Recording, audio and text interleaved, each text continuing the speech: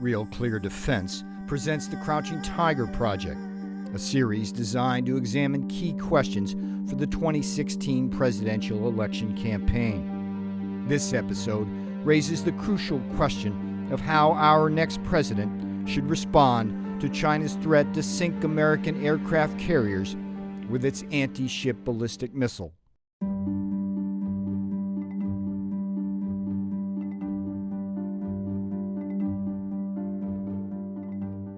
One of the things that the Department of Defense has included in several of the last reports in the DoD report to Congress is the anti-ship ballistic missile, which really is intended to go after the American aircraft carrier. The anti-ship ballistic missile is basically a medium-range ballistic missile that is carried by a mobile truck.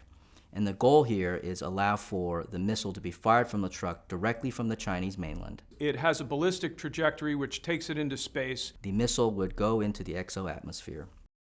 The warhead then would then re-enter the Earth's atmosphere At extremely high speeds. Something to the order of 10 times the speed of sound.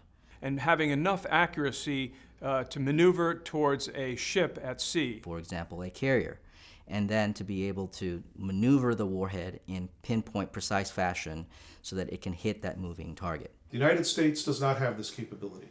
Only China has this capability. If the technology works, it would be the first time that a ballistic missile with a ballistic trajectory would be able to target essentially a carrier or other large moving targets at sea with pinpoint fashion. It's a very difficult technical problem, and I'm not convinced that China has accomplished that achievement yet. You have to acquire the target at distance. That gives you general location. Then you've got to get fire control solution, pass that to the missile firing batteries, fire the missile, and as it comes out of the atmosphere, and it'll be blind while it's in the atmosphere, while it's burning back through, it has to then reacquire the target when it re-enters, and it's slow enough to do that, and then get a hit. That's an enormously complex problem. The problem with finding an aircraft carrier is that even at 100,000 tons, it's a big C small ship. You have a huge amount, millions of square miles, and a ship that even at 3 football fields, is a tiny, tiny spot. We have no idea whether the Chinese satellites and other detection assets can actually vector those things in against moving ships at sea.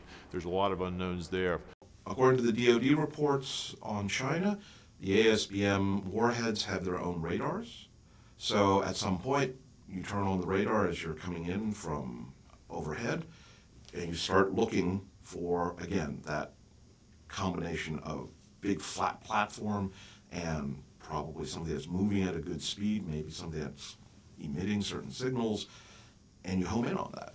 The Chinese have the basic requisite capabilities, whether it's the satellite reconnaissance, the shore-based over-the-horizon radars, the airborne assets, both manned and unmanned, that can help to keep track of a moving target at sea and then to guide the warhead to its final destination. The DF-21 Delta is a pernicious weapon. It is designed to kill American aircraft carriers, but without using a nuclear weapon.